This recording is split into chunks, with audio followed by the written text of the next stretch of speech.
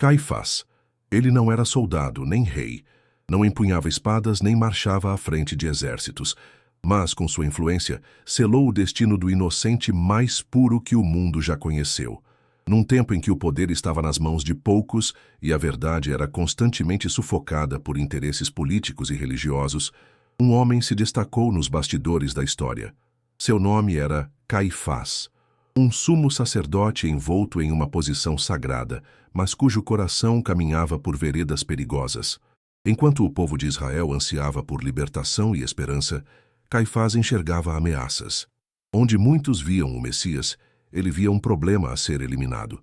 Mas como pode alguém que representa a fé ser instrumento de injustiça? Essa é uma pergunta que ecoa ao longo dos séculos. Afinal, não são poucos os que, mesmo em posição de liderança espiritual, permitiram-se ser conduzidos pelo medo, pela vaidade ou pela preservação do próprio status. Caifás estava entre eles. Filho de Anás e pertencente a uma poderosa linhagem sacerdotal, Caifás herdou um cargo que, embora sagrado, estava profundamente entrelaçado com a política de Roma. Era o tempo em que o império governava com mão de ferro, permitindo apenas uma tênue liberdade religiosa. E o sumo sacerdote, longe de ser apenas uma autoridade espiritual, era também um mediador entre o povo e o império. A posição de Caifás exigia equilíbrio, mas esse equilíbrio, por vezes, era construído às custas da verdade. A cidade de Jerusalém, fervilhando de peregrinos durante a Páscoa, tornava-se um barril de pólvora. Bastava uma faísca para que o império respondesse com violência. Por isso, qualquer voz que mobilizasse multidões, qualquer homem que arrastasse consigo esperanças messiânicas, era imediatamente visto como um risco à ordem. Foi nesse cenário que Jesus surgiu. Suas palavras cortavam como espada, mas sem ferir. Seu amor atraía os cansados, sua autoridade fazia os religiosos tremerem. E aos olhos de Caifás, ele não era apenas um pregador, era uma ameaça. A fama de Jesus crescia. Seus milagres se espalhavam como fogo em palha seca. O povo começava a sussurrar. Seria ele o Cristo? Para Caifás, essa ideia era inaceitável. Não apenas por convicções teológicas, mas porque, se os romanos percebessem um movimento messiânico crescendo, toda a frágil estabilidade de Israel estaria em risco.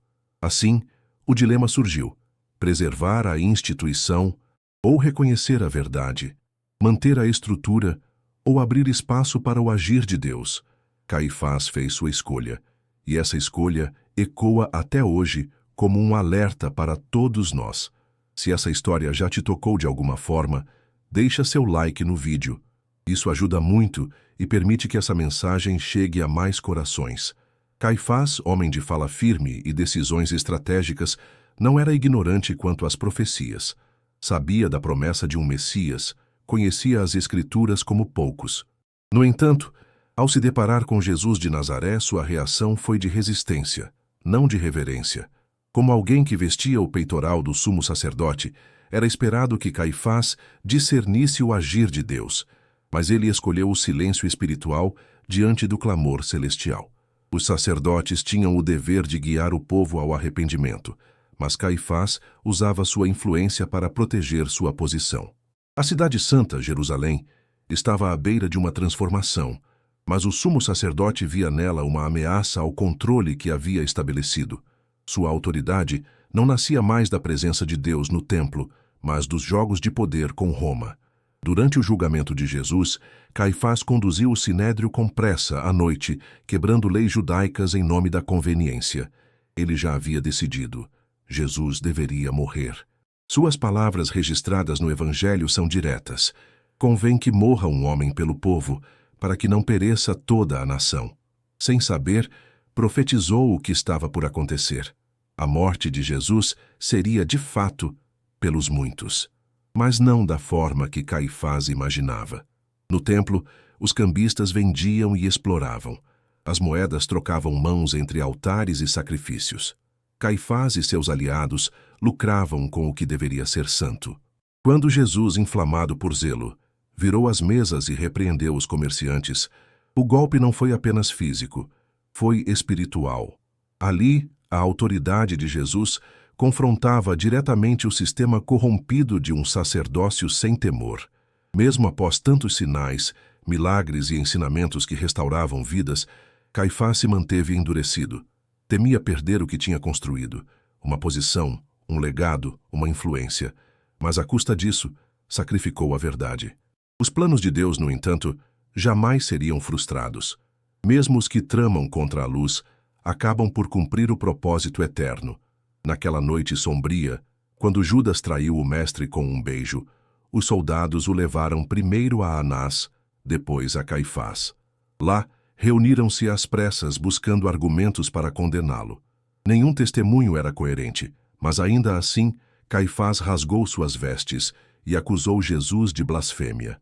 Era o início do fim, ou, na verdade, o início do recomeço. Caifás não percebia que sua decisão, motivada por medo e controle, era parte de um plano muito maior. Deus, em sua soberania, permitiu que o sumo sacerdote da antiga aliança selasse a nova com sua própria rejeição. O véu do templo, que simbolizava a separação entre Deus e os homens, seria em breve rasgado, não pelas mãos humanas, mas pelo poder do sacrifício de Cristo.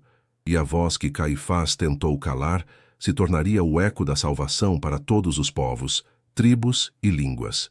A história de Caifás nos leva a refletir sobre os perigos de um coração religioso que, apesar de conhecer as Escrituras, não reconhece o agir de Deus.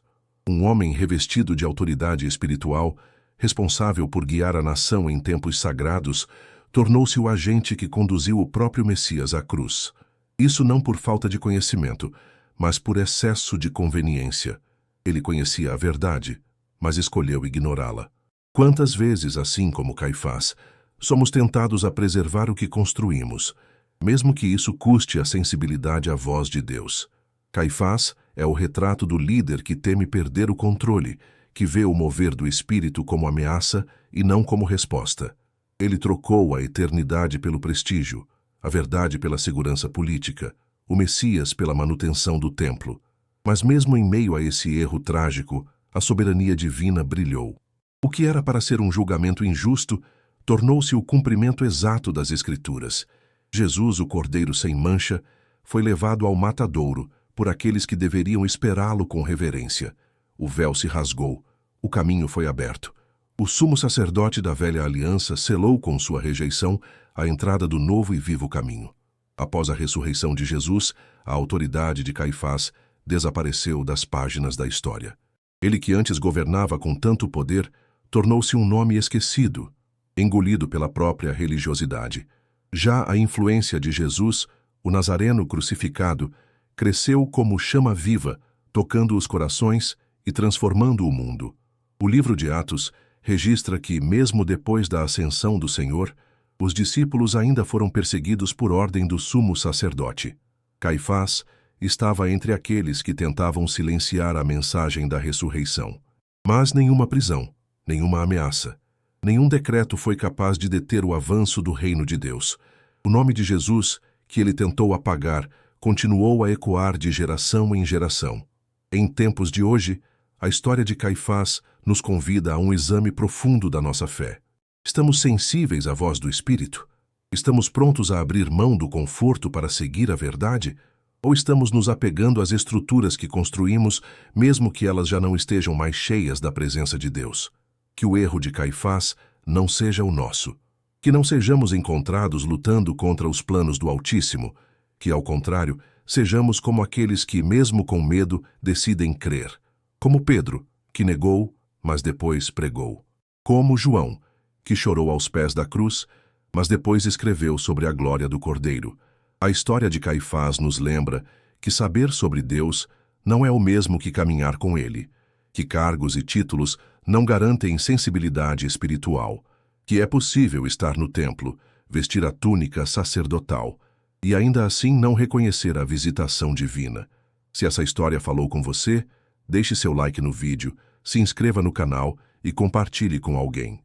Vamos espalhar as histórias que edificam, que alertam e que transformam. Que a nossa fé seja mais que religião, seja relacionamento com o Deus vivo.